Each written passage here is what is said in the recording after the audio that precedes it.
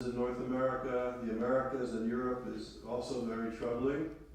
And of course, the threat of the Iranian revolutionary regime, the Muslim Brotherhood, and other extremists are very serious. And yet, this bright spot of cooperation and respect is really an incredible and much needed phenomenon. And I hope it will continue to gain strength, and that maybe this will be the region that will bring light not only to the region but hopefully to the world. So we have an amazing group of people. You've heard from them earlier today as well. I'd like to acknowledge Miriam Wagner here, who is the head of the director of the Wolf Institute in Cambridge, where we just had our conference last week, and we found a home for our postdoctoral program there, which is amazing. So we are indebted to Miriam, and it's amazing to have her as a colleague. So thank you for coming here this evening. Thank you for the invitation. Pleasure.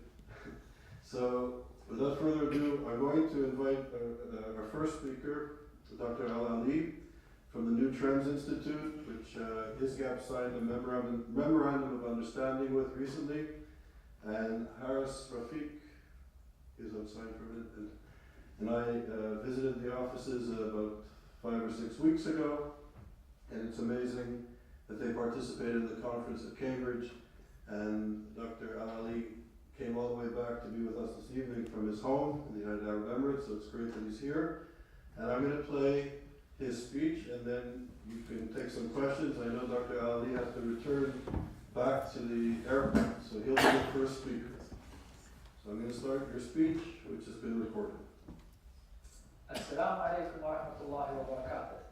الجميع على دراية تامة عن أهمية مراكز الأبحاث والاتفاقيات الإبراهيمية، حيث تسهم مراكز الفكر والدراسات في خلق بيئة داعمة من خلال التعريف بأهمية هذه الاتفاقيات وبأهدافها التي تصب في النهاية لصالح شعوب المنطقة التي عانت كثيرا من جراء حالة عدم الاستقرار التي عاشتها على مدار عقود طويلة. ويمثل مركز ترندز للبحوث والاستشارات أحد أهم المراكز التي أخذت على عاتقها القيام بهذا الدور البناء انطلاقا من اهتمامه بأهمية نشر القيم التي تركز على السلام والاستقرار والتسامح، وأيضا التعايش بين المجتمعات، حيث بادر المركز فتح مجالات التعاون العلمي والبحثي مع مراكز البحوث في الدول الموقعة على هذه الاتفاقيات، وكان يرغب في أن يكون أول مركز بحثي يقع مقره في الدول العربية ينظم ندوة داخل إسرائيل بالتعاون مع مركز موشي ديان التابع لجامعة تل أبيب بمشاركة واسعة من المفكرين في دول الاتفاقيات الإبراهيمية.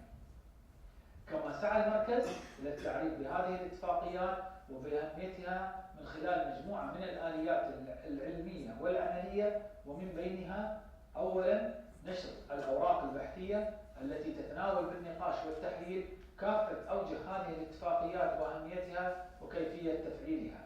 ثانيا تنظيم العديد من الفعاليات التي شارك فيها خبراء وباحثون وأكاديميون ومفكرون ناقشوا تلك الاتفاقيات وسلطوا الضوء عليها من مختلف جوانبها.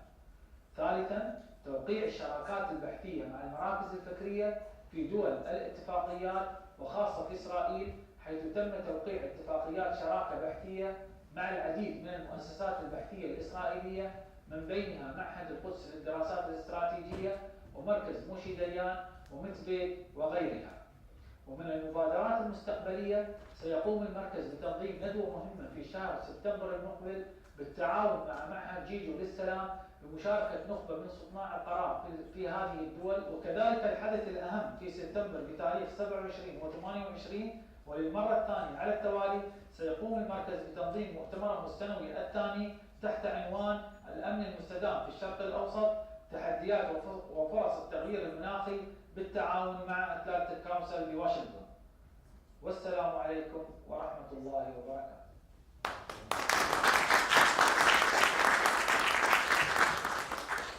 Thank you very much for an important speech again. Thank you. And if it's okay, would you like to say something to the audience with the interpreter, or would you take some questions? Yeah, I need leave him. Okay.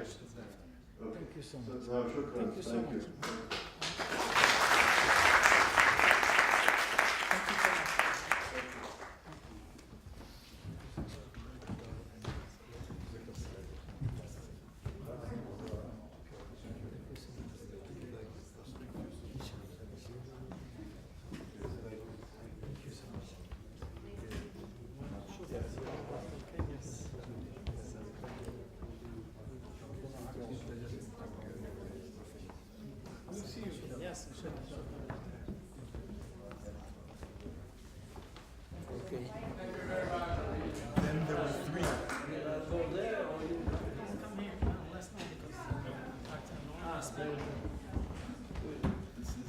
Thank you. So the next speaker with us, and some of you have heard him from the Cambridge conference, and thank you very much for returning, Dr. Ali Alnuaimi. Thank you for being with us. I know it's a bit late where you are. So thank you for joining us, and the floor is yours, and we look forward to your remarks. Thank you. Thank you very much. Well, good evening, everyone. It's an honor for me to speak again to you today. Actually, I'm going to talk about the Abraham Accord. I believe it's very important before I proceed with explaining what the impact of the Abraham Accord and the great value that it added to not only to the UAE and Israel as two governments, but also to people, and also to, create a new platform that will engage people to people in making a decision related, what kind of future they want for themselves and for their kids. But before that, it's very important, before people start looking at what is the Abraham Accord, what's the added value of it, it's very important to look into the region before the agreement of the Abraham Accord, before the announcement of the Abraham Accord. What kind of option the government has in the region, what kind of option the people also have in the region. You have to understand that our region has suffered for decades. Suffered of wars, of terrorism, of extremism, of hate, of a narrative that divided us. And we were almost, reaching a dead end, whereas especially the people, especially the youth in the region, they saw there is no hope, And we in the region, especially my generation, where their mind and heart were hijacked by those radicals, by those extremists who wanted to divide us, who created a narrative to destroy their own region and implement a certain agenda that they believe in. So, what the Abraham Accord actually did, bring a new hope for the region, a new hope not only for the government, but also for the people, and create a model for the world that, engaging together, sitting together, thinking outside the box, trying, to work on things that bring us together, trying to invest on the common values and common interests that we share together, regardless of our differences. This is what the Abraham Accord did. And the good thing about the Abraham Accord, it isn't a political agreement between two governments, like what happened, the peace treaty between Israel and Egypt in the late 70s, or in the early 90s between Israel and Jordan. It's different. It's created a platform where a real engagement, not only between the government to government, but also business to business, people to people, and a real engagement of all sectors, all stakeholders on both sides engage in talking about what? In talking about things that will bring us together, and talking about peace, and thinking in a way outside the box, outside what we used to be thinking in the last 7-8 decades. So this is the Abraham Accord.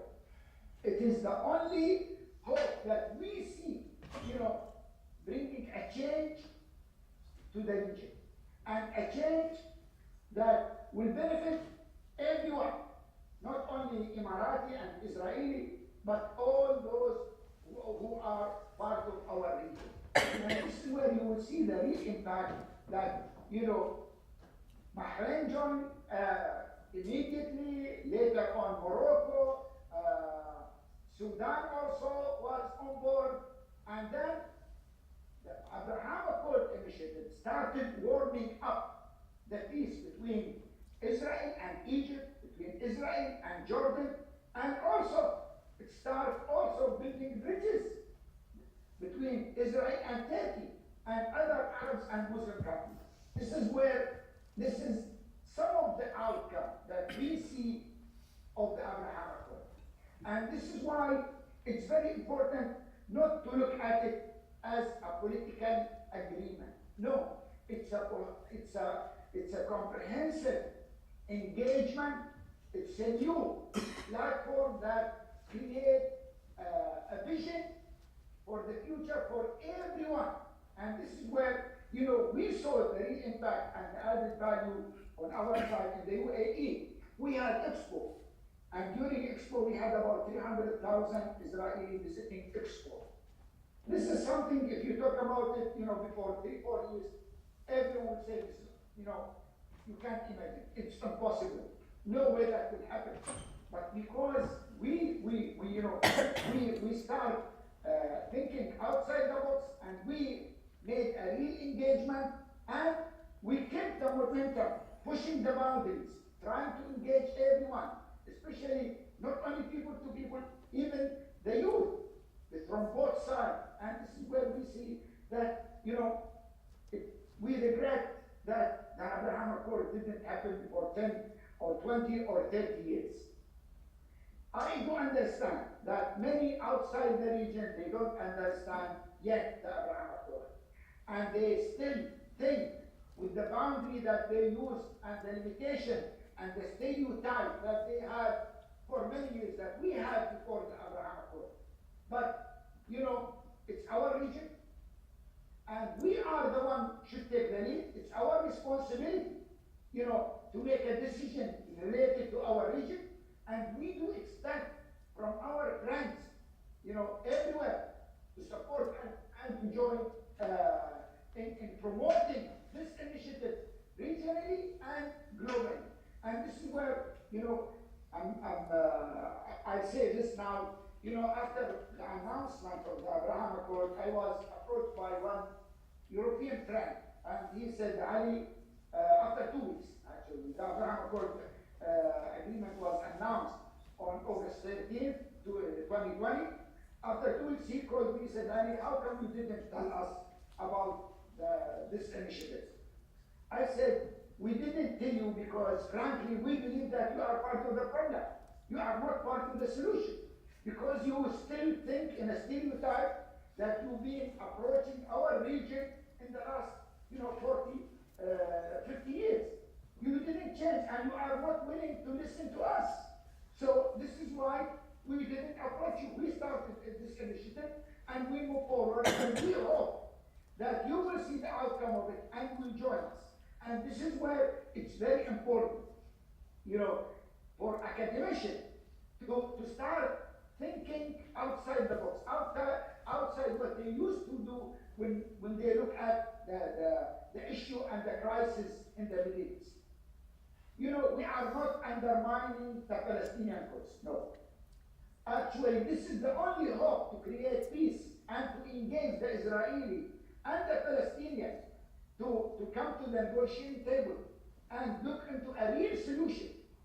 Because this is where, where we see the real outcome of engaging together, of talking about peace. The Israeli and Palestinian, they have to live together. There is no way. And both sides, they have tried in many decades.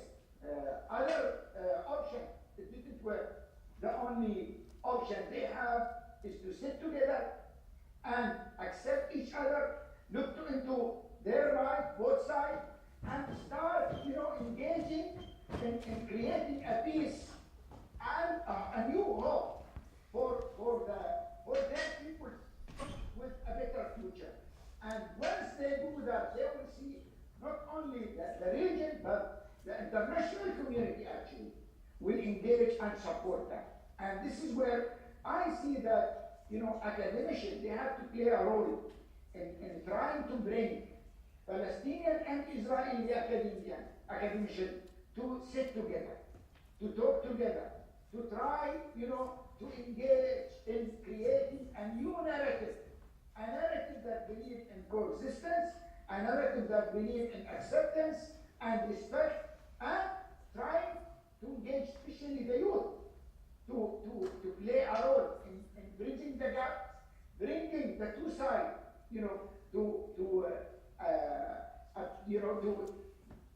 to a solution that will benefit both sides and to create a better future for both sides. And this is what we need to be doing. And this is where, in the Abraham Accord, we started creating many initiatives that engage, friends from outside the region. We have groups in the British Parliament.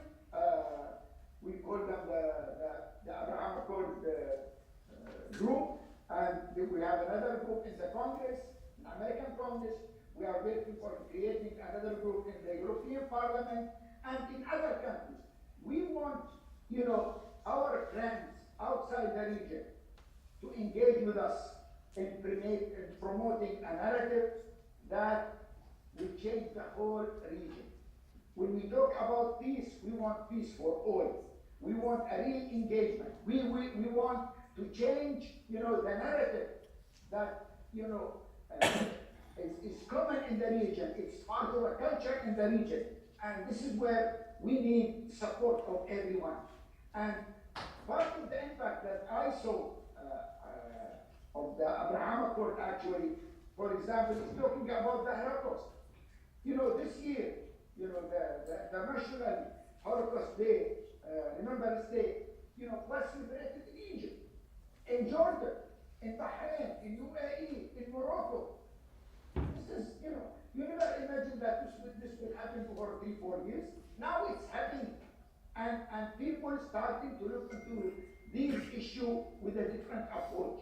This is where I believe, because of the way that people look at academicians, that we need people in academia to take a lead, to play a role in supporting the Abraham Accord and to engaging, especially from the Israeli and the Palestinian academicians, to engage actually in promoting the Abraham Accord regionally and globally.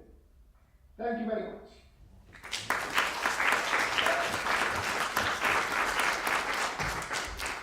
Thank you very much for your important words.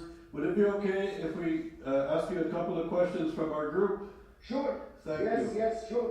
So would anybody ask a question? Usher, I think you have to come here to ask the question. Are you able to see us? Yes. Okay, I good, see good. you, but I don't. No. Yes, now let's see. Okay.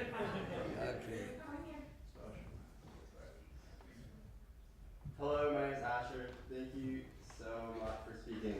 I wanted to ask how soon the population will feel the benefits of the accord. Of course, there's unprecedented economic links now, and that's really, really great. Will there be trickle-down economics where the people feel like the benefits of the economy soon, or is it going to be 10 years, or is it felt instantaneously? I was wondering if you could talk a little bit about that. Well, you see, this is where, I think from the first week, the people start feeling, the result of this agreement. I'm talking about the Emirati and the Israeli. And, if you follow the social media, you will see that there is a re-engagement between the Emirati youth and the Israeli on social media. Having their own dialogue, engaging initiatives together. And now you see we have students studying in Israel. We have also Israeli students coming to the UAE. This is the re-engagement. When you have exchange of students, exchange of faculty members, the engagement that we have also, it's very selective when it comes to the business sector, and also when in the cyber technology, the water, energy, in agriculture, and water, I mentioned water, between the Israeli and the Emirati. There is so many initiatives and projects, not only from government to government, but also from private sector to private sector, that has huge impact on the general public of both countries. And this is where, one of the things that was agreed upon before 6 months, that the UAE allocated about $100 million to support the Israeli startup.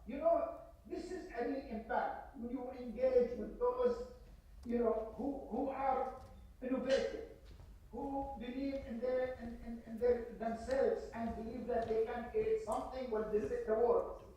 Israeli new startup, and you bring the UAE money to engage with them, to support them and fund them. This is a real impact. You see, and when I mentioned that we had about 300,000 Israelis visiting Expo, this is a real impact. You can't imagine this number, 300,000 from Israel coming to the UAE. And you have to understand also that the Abraham Accord, it didn't also, remove the boundary between the UAE and Israel. It did open a new venues for Jews all over the world. Before the announcement, we had a community of about 200 Jews in the UAE. Now we have thousands of them. And you see, and there is every day, there is visitors from all over the world. Jews coming to the UAE to explore the country, to engage in business, to engage in a discussion, in a dialogue, to find out what's the impact of the Abraham Accord on the, in the UAE. And this is a real impact. So our focus is engaging people to be. And this is where I say, it's very important to understand the Emirati-Israeli agreement, peace agreement, you can't compare it to the Israeli-Egyptian or the Israeli-Jordanian. No, it's a full engagement, from both sides, and also it's taking the responsibility toward the region. Now you see there is an initiative that between Israel, UAE, and Jordan to bring water to Jordan from Israel and to bring power, electricity from Jordan to Israel. This is an initiative that, it's one of the impact and the outcome of the Abraham Accord. You can say there's the other initiatives with Egypt, with Morocco, with Sudan, and with other African countries. I believe the Abraham Accord is an agent of change for the whole region, and it's a model for the world. Wherever there is conflict, there is always a way to find a solution. By sitting together, by engaging in a dialogue, by looking into the things that bring people together and moving forward. Amazing. Thank you so much, Doctor.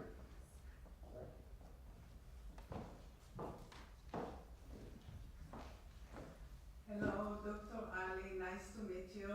I'm Dr. Rabbi Elie from Gordon College in Haifa, and your speech is very, very inspiring. I really think that you think, and I'm the head of the Holocaust Center in my university, so I want to invite you and me to active together with the students, young people. You told about young people. We have an amazing project about the Holocaust with German students and Jewish students, Israelis, and Arab and Druze students. So I think we can know each other with our roots, okay, your roots, Israeli roots. I think this is the way to make cooperation and good relationship, to know each other. So this is my invitation, okay? Thank you very much. It's an honor for me, and you can take my contact from Charles, and let's stay in touch. But you mentioned the issue of root. I just want to say this, Charles, you hear it from me before. In 2016, I was in New York attending a meeting related to those victims of the ISIS in northern Iraq. Most of them at that time were Christian. And the meeting was how to help them, support them. And I gave a speech. I said, look, you are committing a huge mistake by taking these Christians from northern Iraq to Europe, to North America, to Australia. If you take them from their villages that they have been living there for centuries, they will not return. If you want to help them by protecting them in their villages. And I said, look, Christian, Jews, their root is not in New York or in Washington or in London or in Paris. Their root is in our region. Jews and Christians are part of our history and they should be part of our future. And this is very important to understand it, and let those decision makers everywhere, understand, what kind of threat that we are facing and what kind of solution that we need. We need a solution that will preserve and protect people in the region, not to take them out of the region. So thank you very much, and let's stay in touch, and it's an honor for me to engage with you. Thank you very much.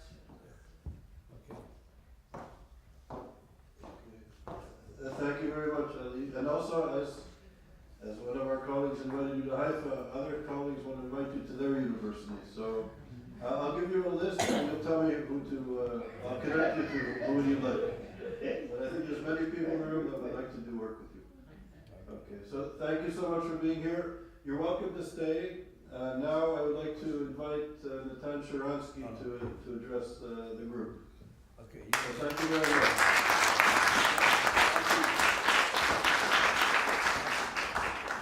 Thank you.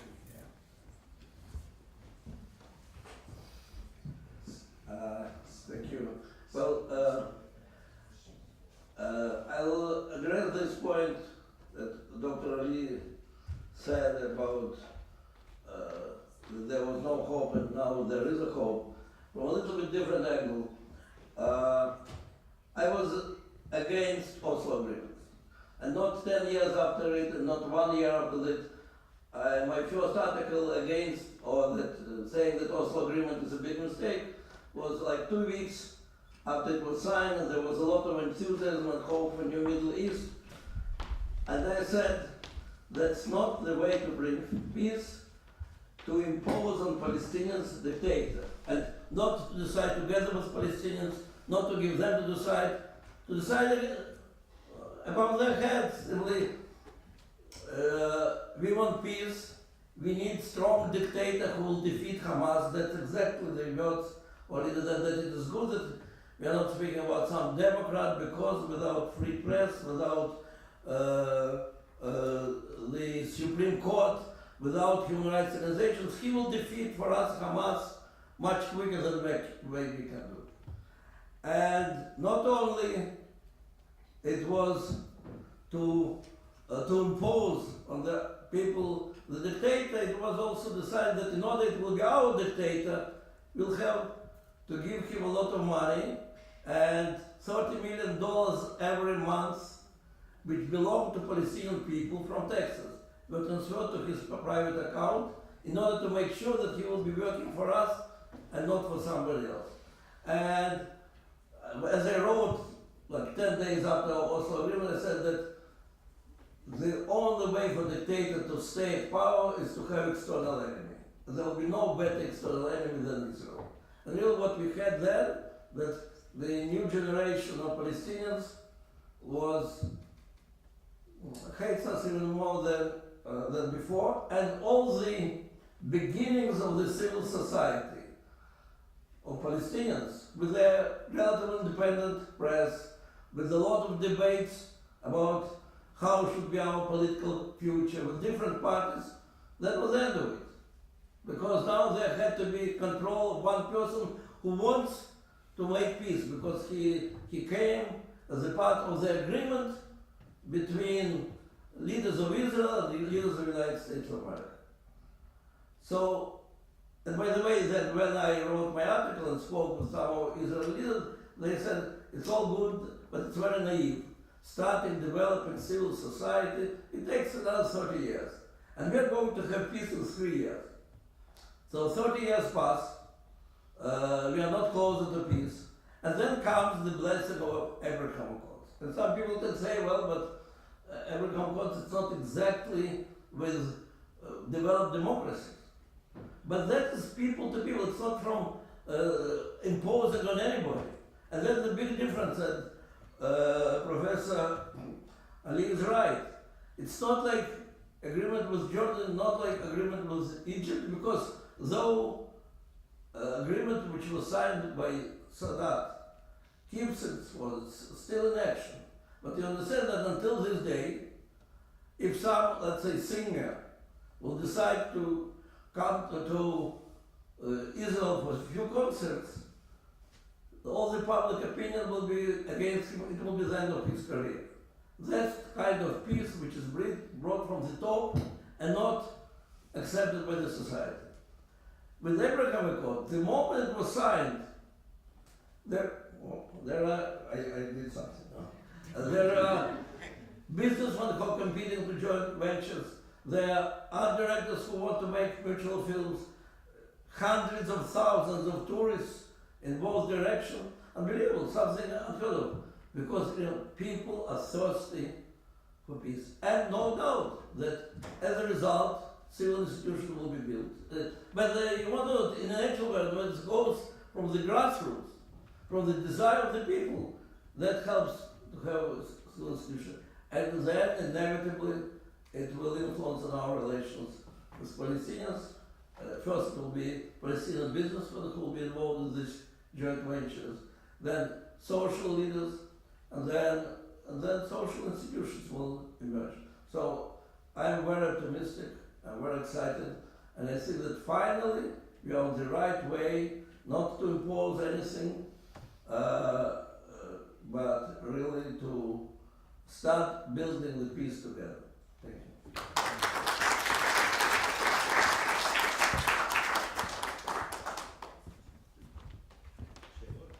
Shiloh? Dr. Satloff, some comments? And then we'll do Q&A after.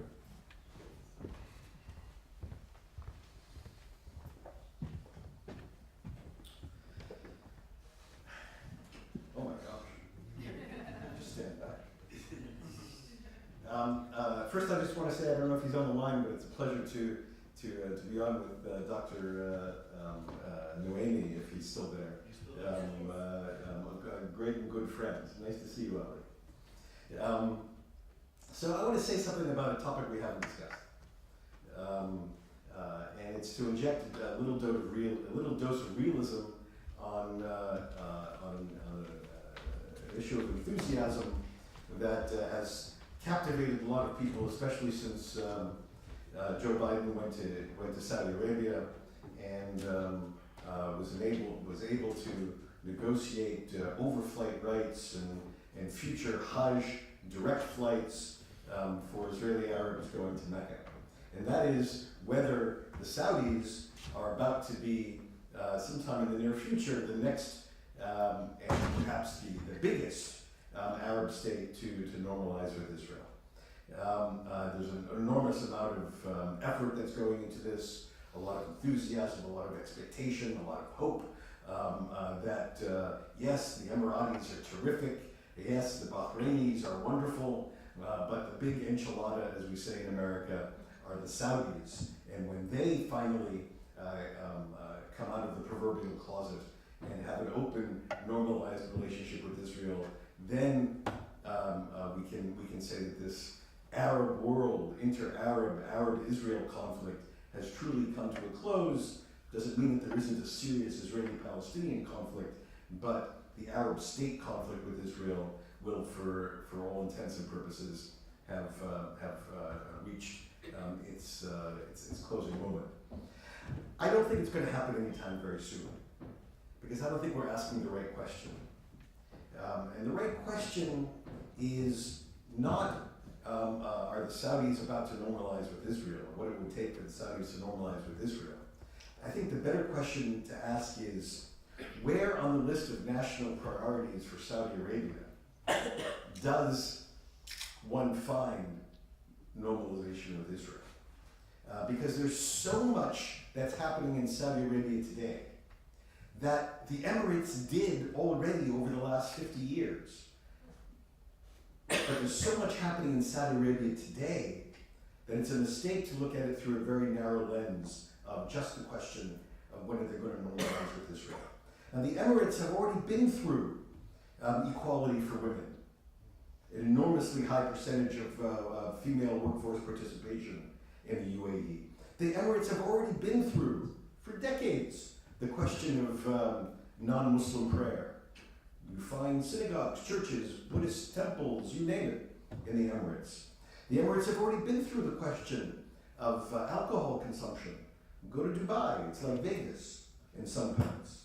It's very different than being in Saudi Arabia. They've figured out how to do many of the changes that the Saudis are only beginning to approach. Those other changes that I referred to, I think they're on the table for Saudi Arabia. Not because of religious imperatives, not even because of social imperatives, but because they all play into what is, if you're a Star Trek fan, would be called the Prime Directive, which in Saudi Arabia is what do we need to do in our country to prepare for the day.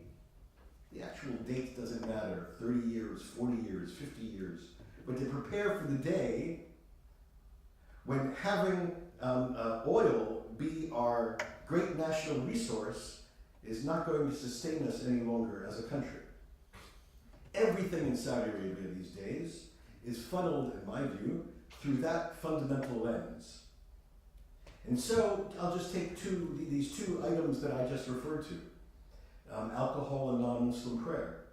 Alcohol and non-Muslim prayer, how does this connect to the future of Saudi economic energy independence? I'll just take a moment and explain. The Saudis, on the first, the Saudis are investing enormous sums of money, enormous, in tourism. Yes, believe it or not, the Saudis are convinced that Saudi Arabia is going to be one of the world's great next tourist destination. Why do you think they're spending hundreds of millions of dollars on this golf campaign to take down the PGA with the Saudi-backed golf tour? The main reason is because Saudi Arabia knows that international golf tourists are among the tourists that spend the most money to go around the world playing at the world's great golf courses. And the Saudis have built 9 new Jack Nicklaus golf courses all over the kingdom. And they hope to attract these high-rolling golf tourists, among other resorts along the Red Sea coast. And indeed, why did they just do this deal for the islands with Egypt? So they can build a resort on one of these islands and build a bridge over the resort to mainland. But the Saudis know as well as you and I know that almost every golfer worth his salt does something after they finish 18 holes. They have a drink. And that there isn't going to be a successful golf tourism industry until they figure out how to accommodate this basic element of international tourism. Let's turn to the other one. The Saudis recently issued a regulation which said that if you are a major corporation and you want to do business with either the Saudi government or the Saudi Sovereign Wealth Fund, you want to sign a contract with the Saudi government or the Sovereign Wealth Fund, you have to have the regional headquarters of your company in Saudi Arabia. Most Middle East regional headquarters are now in Dubai. A few are in Cairo, but most aren't in Saudi Arabia. But if you want to get this big pie, and the Saudi Sovereign Wealth Fund is huge, you have to relocate. Now, does anybody really think that the senior vice presidents and all those high-level executives of all those major corporations are going to move to Riyadh or Jeddah with their wives and kids and not be able to celebrate Christmas? not be able to enjoy the regular family life that people can enjoy in Dubai and elsewhere? Highly unlikely. And so the day is coming, I think, at some point, that on both these fundamental issues, finding a way to accommodate foreigners who want to drink, finding a way to accommodate foreigners who want to pray the way they want to pray, we're going to see these other fundamental changes in Saudi Arabia that we've already seen in a place like the UAE. And it's within this spectrum that we have to look at Saudi relations with Israel, the public relations, because under the table there's quite an extensive set of economic, military relations between Saudis and Israelis. And so as we look out into the future and we see what the Emirates have built, we see what Bahrain has built, we should also recognize that the Emirates built other things into their societies over the last 50 years that helped create a more liberal environment in which later there was normalization with Israel. It's in that context that we should ask ourselves about how and when will the Saudis also normalize publicly with Israel, recognizing that all these other changes are likely to come even earlier. Thank you very much.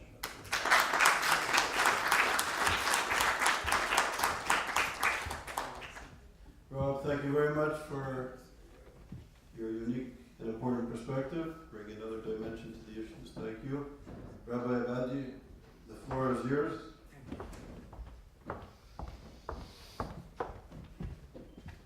Thank you, Charles, and Your Excellency, Dr. Ali. It's such a pleasure and honor to be sitting with you here at this panel, although we are thousands of kilometers away. It's a pleasure and honor, and of course, pleasure and honor to be with the Honorable Natan Sharansky, a legend in the Jewish, not just the Jewish, the whole world, and Dr. Satloff.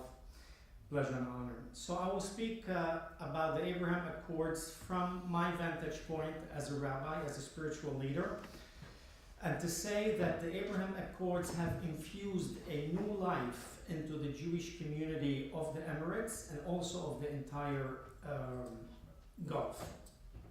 And I say new life because there was a small Jewish community, as Dr. Ali mentioned, before the Abraham Accord. There were probably less than 200 individuals, which I visited twice before the Abraham Accords. And now, as Dr. Ali mentioned, we probably have 1,000 and something, but we know of 600 that are active and members of the community. And so this new life has really given a pride and a resurgence of Jewish life in the entire region. To think that when I was there for the first time 3 years ago in 2019, in that small community of less than 200 people, there was one place of prayer, was the villa, and it was, of course, with a tacit approval of the government, but it was not known much about it around. And people used to go there in a very quiet way and everything. They celebrated the holidays and Shabbat and everything. But it was pretty quiet. Very, very few people knew about it. And now, and of course there was no kosher restaurants, there was no kosher hotels, there was no mikveh, there was no Jewish nursery. And now only 2 years later, even less than 2 years, when I already got there, the first kosher restaurant opened up. And that's 4 months after less than 4, I was there 2 months after the Abraham Accord. And so in 2 months, there was already kosher food. So now we have 6 kosher restaurants, several hotels that provide kosher food on a permanent basis, and there is a law that every single tourist who requires kosher food can demand from the hotel that he or she is staying 24 hours in advance, and that hotel is obligated to provide that kosher meal. Nowhere in the world, not even Israel, have such rule for the tourism. And so you could be anywhere in the Emirates. If you are a Jewish tourist who would like to eat kosher, you don't have to be Jewish. If you want to eat kosher, you have to ask the hotel 24 hours in advance, and you're gonna get that kosher food. Yeah, with a slightly premium cost, but you're gonna get it. When you have a country who before the incoming of the Israeli and Jewish tourists required of every single hospitality worker, that means hotel workers from the concierge to the receptionist to the bedroom maid to fix, to clean, to the cleaners, every single waiter and waitress in restaurants, they were required to take a course of 2 weeks how to welcome Jewish tourists. I saw the syllabus. I was asked to advise on that course, and they were required that any employee in the tourist industry who does not take that course was relieved of his or her position. They had to have a certificate to be able to continue in their job. Which country, again, in such a small period of time, in which now not only there's one villa where there are prayers, there is 5 or 6 places that there are regular prayers, hotels, villas, and more hotels. And with a lot of people attending, there's no secrecy, everybody is known, they're publicized, social media is all over. There was already a minyan at the top of the Burj Khalifa, and that was around Hanukkah of 2020. Of course, it's not something that I condoned to have a public minyan at the top of Burj Khalifa, but to tell you how Jews feel free to exercise their faith with pride and with dedication, without any questions. What else I can tell you about the infusion of life in that? So it's not only in the UAE, it's also in the Bahrain. Bahrain is an ancient community, not so ancient, 140 years, we're not talking about centuries and millennia, but it's a community that in 1935 to 37 built their synagogue, was used for 11 to 12 years until 1948, and then they did not use it anymore because there were some riots against the Jews there. And then the Jews went into, not real hiding, but into very understated presence. They never attended the synagogue. The synagogue remained closed and locked until last year, after the Abraham Accord, in which the government of Bahrain and His Majesty the King was asking the Jewish community, why don't you use the synagogue that you have? Please use it. It's there to be used. Of course, it needed renovation. It was renovated, it was inaugurated, and now it's unused. So the community of Bahrain, who was kind of dormant for 70 years, now is alive and well. And of course, there is a hotel with full kosher food all the time in Bahrain. And so life for a Jew in the Gulf, not just in the UAE and Bahrain, but we have individual Jews in Saudi Arabia, we have individual Jews in Oman, and even in Kuwait and in Qatar. Kuwait and Qatar are much more, again, on the quiet side. Oman, there's 15 to 20 Jews. Some of them are professors, some of them are part of the diplomatic corps, in which they now want to exercise their faith, and they do it with pride. And so we founded the Association of Gulf Jewish Communities, which is an association of the Jewish communities and Jewish individuals in the 4 GCC countries, where we provide them with spiritual nourishment, with religious teaching, with holiday celebrations, matzah for Pesach and Haroset, shofar for Rosh Hashanah, lulav and etrog for Sukkot, Megillah reading for Purim, and it's in less than 2 years you have a region that is so welcoming, where Jewish life is growing, as was Dr. Satloff mentioned this morning, whereas the location and the place and the region where Jewish life has increased significantly more than anywhere in the world, it is that area, because of the welcoming, of the embrace that we are being given by the UAE primarily, and by the rest countries of the region. And I do believe soon things will open up, as Dr. Satloff mentioned, at least for for the observance of different faiths. And so the Abraham Accords really brought not just a new life, but a completely new reality to the region, where not just Jewish faith, but for specifically Jewish faith is growing, is developing, is thriving, and will continue to do so. Now, the people that came to the Emirates to live prior to the Abraham Accords were mostly Jews that was not that important for them a Jewish life. They came there because their company must have asked them if they would want to relocate to Dubai, and Dubai is an exciting place, a beautiful place. They were Jewish because they were born Jewish or married to Jew, and they say yes. So kosher food, religious observance was not important. And yet, once the Abraham Accords were signed, even those same people felt such a sense of freedom, such a new life infused in them as Jews, even though they were not observant, they were not really practicing Jews. And so now we have Jews that are moving from France, from England, from the United Kingdom, from Geneva, from Belgium, of course from Israel, from the United States and Canada. And now they're moving because now they say not only we can move and work there, but we could live as Jews, as practicing, observant Jews.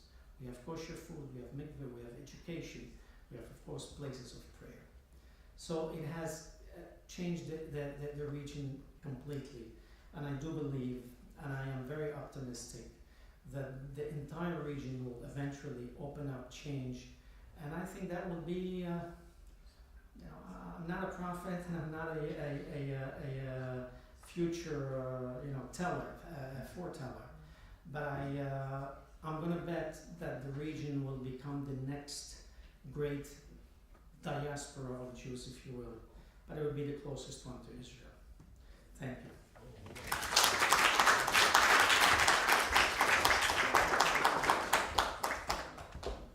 Thank you very much. So, if you gentlemen would like to sit at the table, we'll take a few questions from the audience.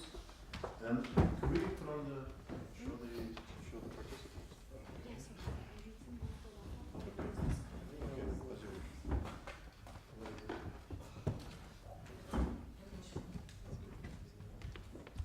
Okay, so who has a question? Ben.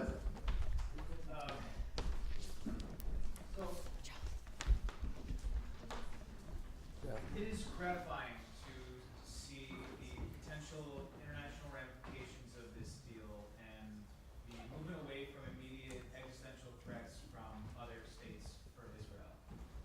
But the way that I understand it, it is largely predicated on the power of Israel's economy, which is itself based in the modern day a lot on the investment and presence of Western-based transnational corporations who could, at the behest of their governments, leave at any moment, basically, because of the deals that they've established with the Israeli government, which may happen depending on the foreign government's opinions of Israel, which are often influenced by the Israeli-Palestine conflict.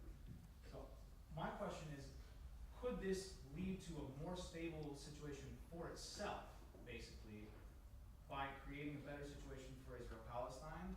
Or is it essentially hanging in the balance of our situation at home?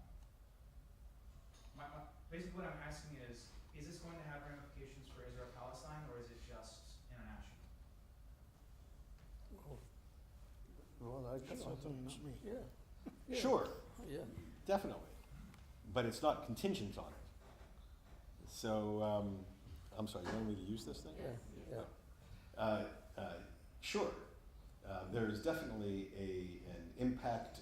It goes both ways. There's definitely an impact of the Gulf-Israel relationship on the Israeli-Palestinian relationship. We saw this from day one. I mean, what were the Emiratis' condition to do normalization?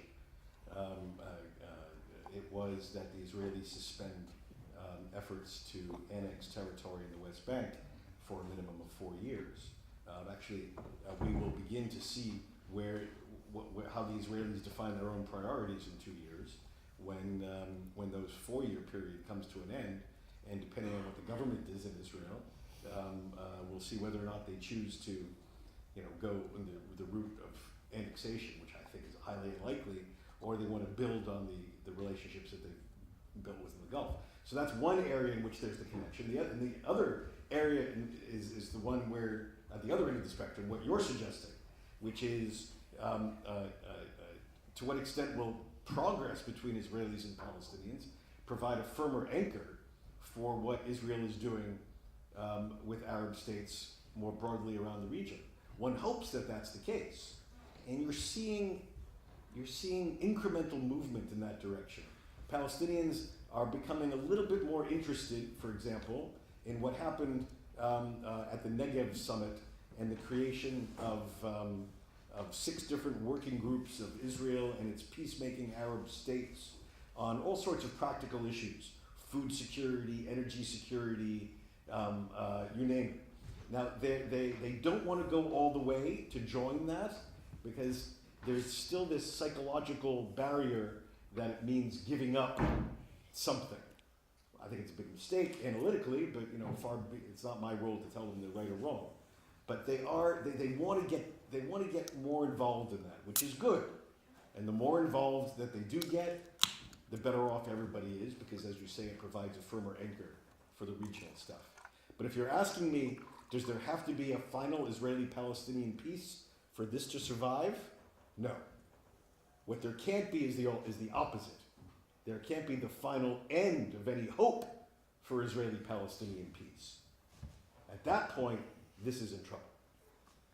Yeah, well, I want to add a couple of things. First of all, I think it's wrong to believe that these agreements are mainly based on the power of big corporations and the interest of their involvement. Let's not be idealists. It started from the feeling of Iranian threat, and I can tell you that that's what I know from Israeli diplomats and from our ambassador in Washington then, that the first telephones from Bahrainian and some other partners came, it's a very essential thing, but came after the speech of Prime Minister Netanyahu in the American Congress, the step which was highly criticized by many, but that's when some potential Arab partners understood that if there is some firm force against Iran, which will be not compromising even with the American position, it's Israel. So with all our idealism, the first was a very simple consideration, by the way, including Saudi Arabia, that we need urgently forces which will stand with us, or instead of us, or with us, against Iranian threat. Then I think important thing is, Israel is by itself in many ways, real superpower of high tech and some other things of the Middle East. And Shimon Peres was dreaming, immediately with Oslo, he published a book about the new Middle East. He was dreaming that simply because Israel has a lot to propose to Arab nations, then because of their practical need to share economic success with Israel, they'll be interested. Of course, it was naive that, in fact, the relations with Arab countries became the prisoner of Israeli-Palestinian relations. It was clear that if there is no improvement in Israeli-Palestinian relations, there will be no improvement with Arab world. And here, I believe the most important factor is that that's, as I said, the accord which came from the bottom up. So it's desire of the people. It's not desire of some leader who came today and maybe will be overthrown tomorrow. And that is why it is much more stable than the other agreements. And that's why I believe it gives real hope, because I think what happened, at least in 30 years at the time in Israel, I came straight from Soviet prison to Israel, in these 30-something years, the major changes that I think overwhelming number of Israelis is not on the far left and not on the far right. For overwhelming majority, the question of peace with Palestinians is the question of security only. And being alone in the Middle East, like standing against everybody, that this leadership, Palestinian leadership, which we impose on them, is saying to us, you want to have better relations, you'll have to give up on territories, and we know what's happening with this territory. They're turning into the launching pads for the terrorist attacks. It was impossible. But the more secure Israelis felt, and no doubt that Abraham Accord suddenly gives a lot of feeling of security to Israelis, the more open they are to very serious far-going deals with Palestinians. And on the other hand, I think the more and more Palestinians, first of all, it is businessmen who already were immediately interested. In fact, Abu Mazen tried to stop them, and the Americans said you cannot stop them, and they already start being part of the many joint ventures which are happening. But then the other parts of society will follow. So yeah, I believe this Abraham Accords is a good push for both societies towards building peace. I think it will take time, but definitely in the right direction.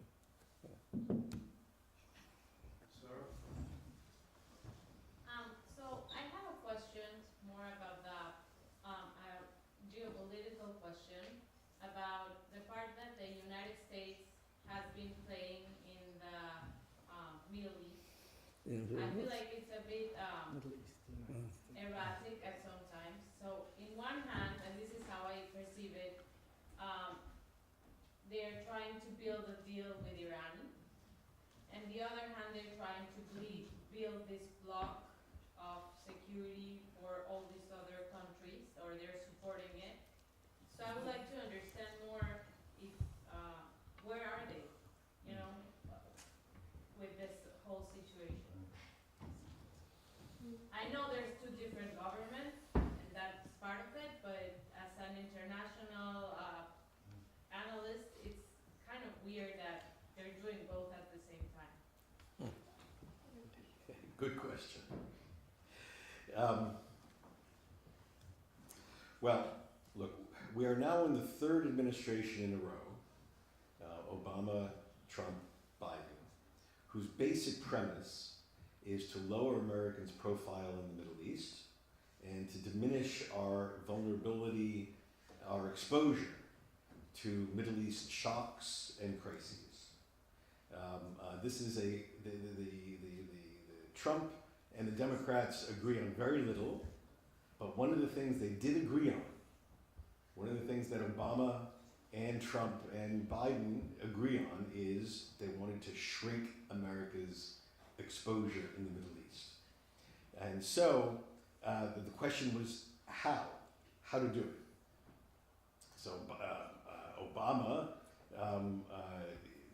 his basic approach was to try to reach an accommodation with Iran that would limit the possibility, in his view, of a conflict with Iran and to compel our allies, our Arab allies, to themselves reach an accommodation with Iran. They didn't like this. They thought it was a cockamamie approach. And he is best known in the Middle East for an interview in which he gave in the Atlantic suggesting that Saudi Arabia and Iran, that Saudi Arabia should share the Persian Gulf with Iran, which the Saudis obviously didn't like. But the Iran nuclear deal,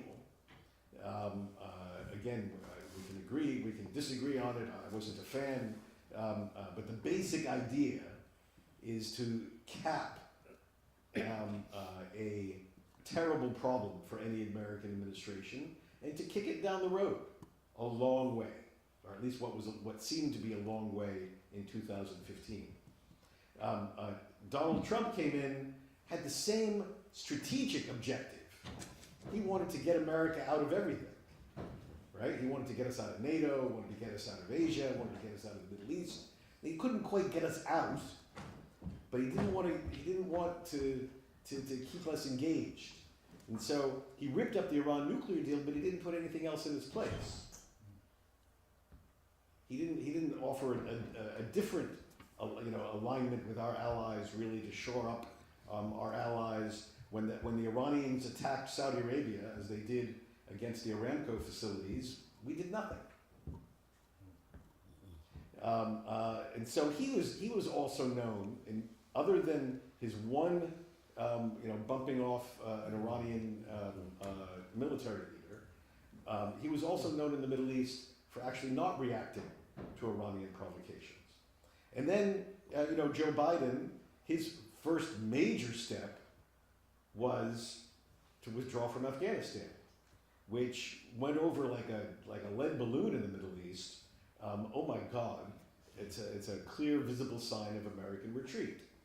Now, when he went to Riyadh and Jeddah a couple of weeks ago, I think the most interesting statement that he made, and it makes a lot more sense if you put together the timeline of the Zawahiri, the preparation for the killing of Zawahiri, which was occurring at the exact same time, was when he said in Jeddah, I've only come to realize how important it is to stay in this part of the world. Which doesn't mean that we're going to take on our enemies with new vigor, but it does mean that we're going to halt a further decline, a further departure.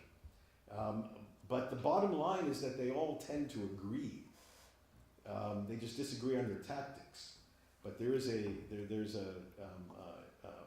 if you just want to think about it one way, it's 32 years ago last week that the United States made a commitment to repel Saddam's invasion of Kuwait. And we sent 500,000, 500,000 soldiers, sailors, and airmen to the Middle East to do it. Numbers that are so beyond anything that any American could contemplate today. Today we're having a fight over whether we should have 500 guys in eastern Syria. We had 500,000 people in that conflict.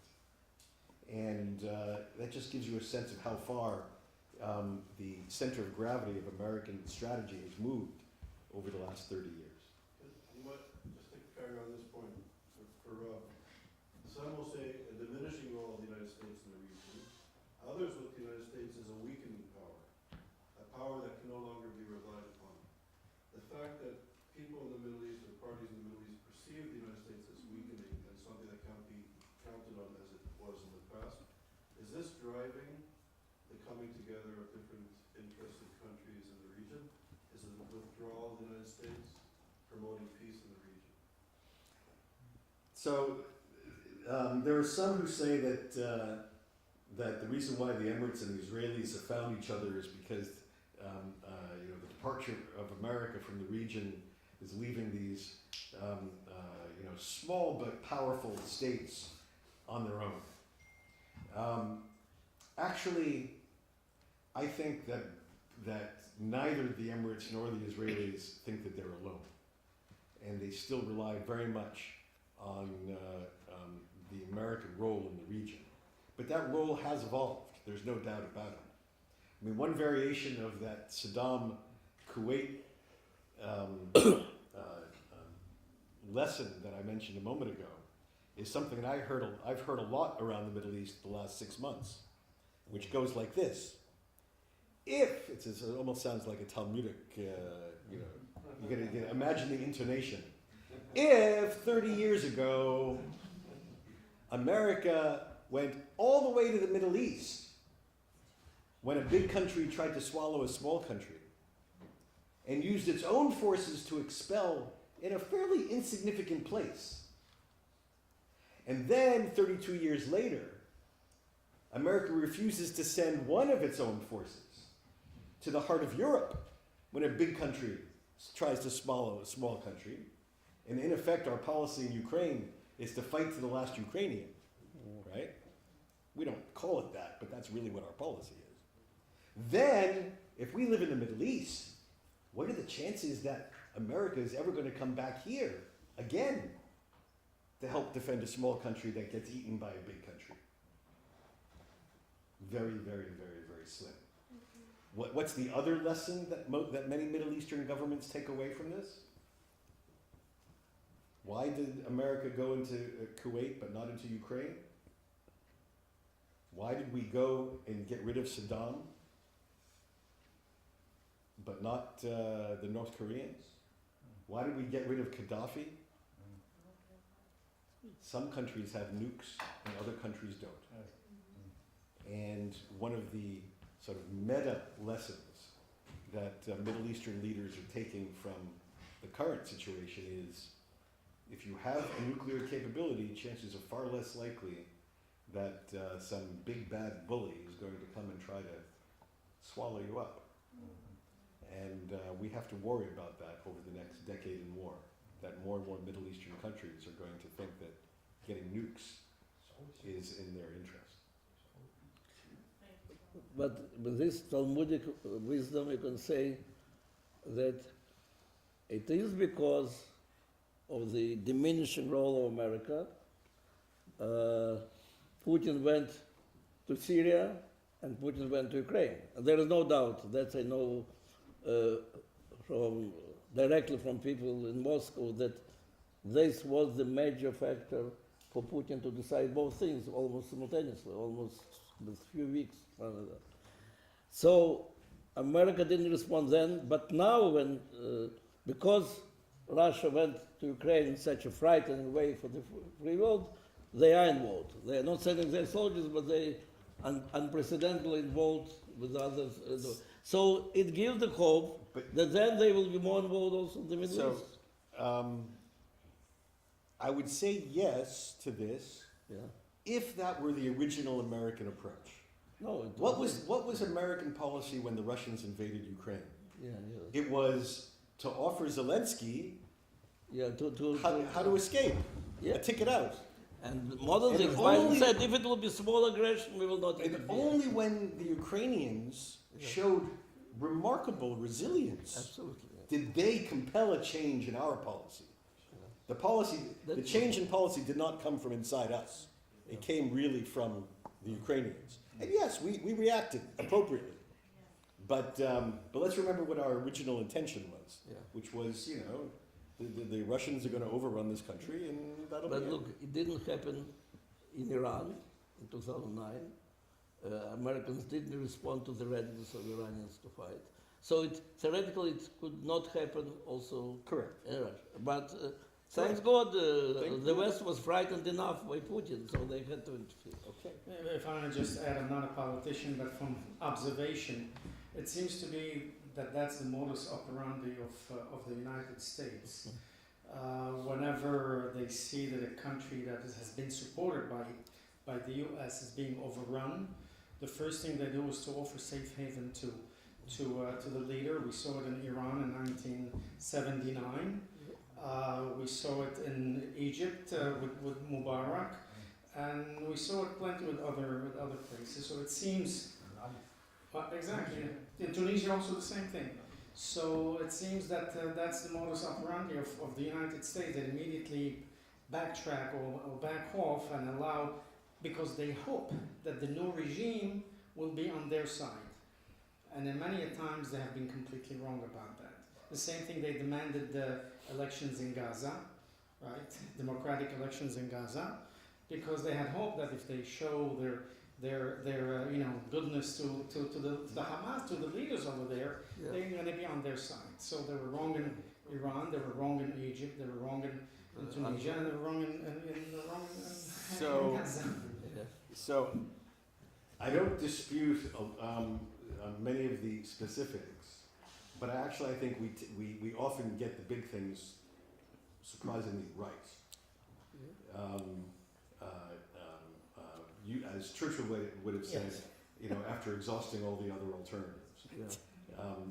So whether it's supporting Israel, supporting this peace, supporting there's all sorts of things we do get right. But I think the questioner, I think you quite accurately pointed out that we do have an erratic, what many Middle Easterners view as an erratic approach. In fact, in terms of numbers, the actual numbers of American soldiers, sailors, and airmen in the Middle East has been remarkably constant for the last 20 years. It's been about 30,000. It just seems that we don't use them to respond when the circumstances, you would think that we would respond, whether it's in Syria or when they hit Aramco or when they hit the Emirates. You would think that we would use our forces to do things. The forces are there. It's the political decision whether or not to use them. If I may add that, and with that just briefly, from what I heard from some in the leadership of the UAE regarding if they feel that the United States has abandoned them, they didn't feel that the United States have abandoned them, but they do feel, or at least when I was told last year, they did feel that they cannot rely much on the United States. And the words that were used when they explained that to me was, we can no longer rely totally on the United States because we know what could happen. And if we have a country, a regional country that is powerful and it's on our side, then we would be foolish not to basically get together and have alliance with that.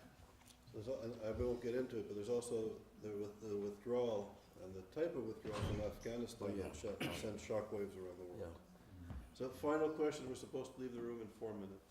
So go ahead. I have a short question and I would like all of you to reply for such question. Today there are so many ideas that peace should come from. I mean, it can be agriculture, sustainability, medical projects and so on. So I would like to hear if you would determine 3 main directions that peace should come from, what it would be. Thank you.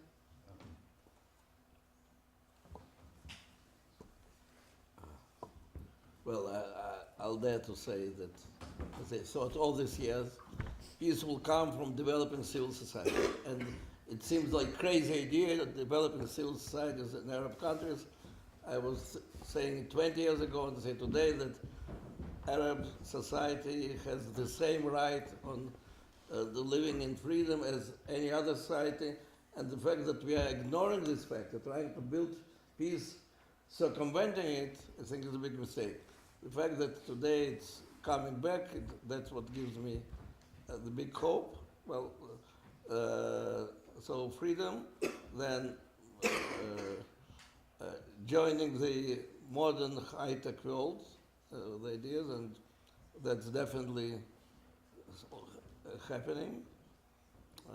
Well, that's the thing that I see.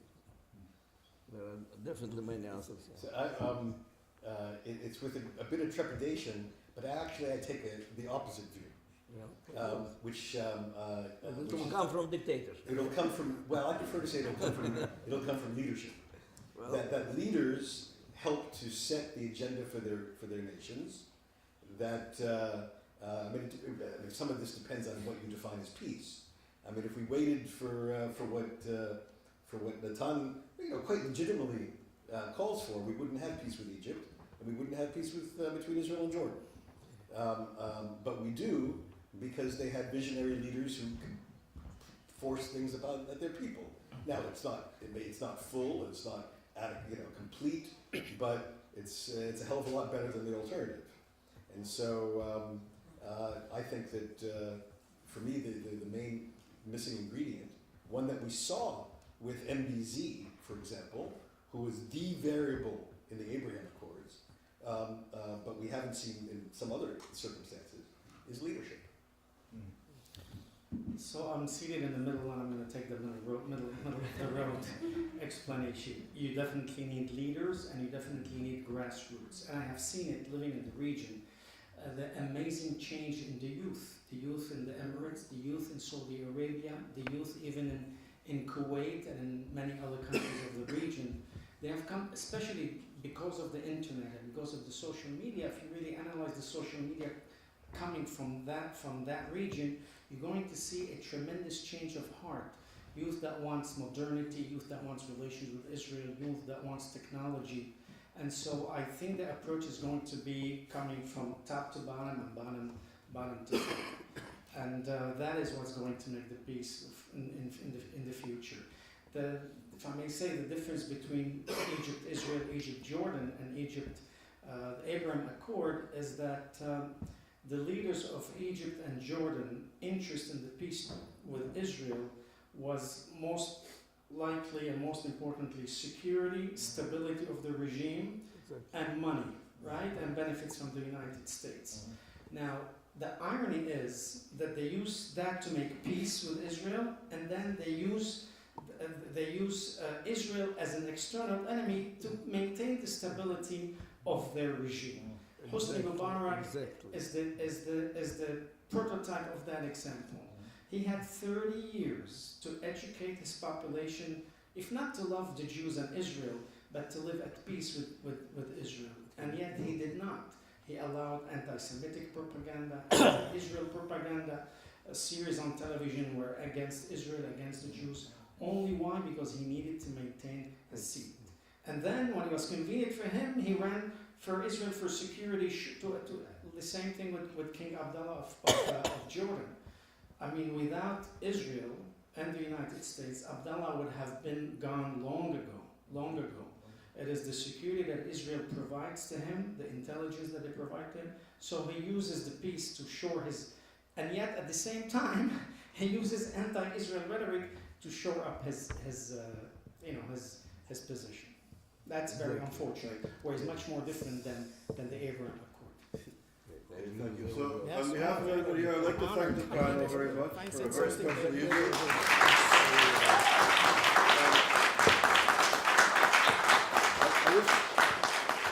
I want to say something that's also very important, and we're discussing positive things, which is wonderful. And on a summer institute dealing with hatred, we're talking about some positive developments, which is wonderful. And I know this is the William Prusoff Memorial Lecture. And I see Laura Prusoff's online and Professor Shinazi's online, who worked with Professor William Prusoff. So Bill Prusoff was a very optimistic, amazing man. He was a pharmacologist at Yale University who helped to create some of the first antiviral medication that was used to fight HIV. Him and his colleagues actually saved literally millions of people. Oh, really? Yeah, and Professor William Prusoff helped to start ISGAP. He was the first funder of ISGAP and was an amazing philanthropist and an extraordinarily humble guy. Despite making a fortune with the medications that he created, he would still go to Yale with a brown paper bag. He would make his own lunch and sit in his office. He would sit and eat with the janitors or the president of the university, always laughing. He was just an amazing man. And he helped to start ISGAP, and he passed a few years ago. He lived an amazing life, and it's really an honor that we're able to have a small memorial to remember his contribution, not just to ISGAP and the fight against anti-Semitism, but truly to humanity. And his daughter is online, and one of his colleagues that worked with him and was mentored by him. So it's special for those of us at ISGAP that we have this William Prusoff Memorial event every year. So, thank you.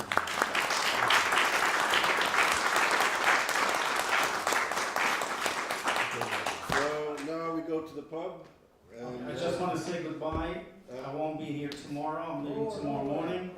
It was a pleasure and an honor to be here. Thank you, Dr. Charles. It was a pleasure and honor to be here with you these 4 or 5 days. I forgot that you were going. It was an honor to be with you, and thank you for taking the time.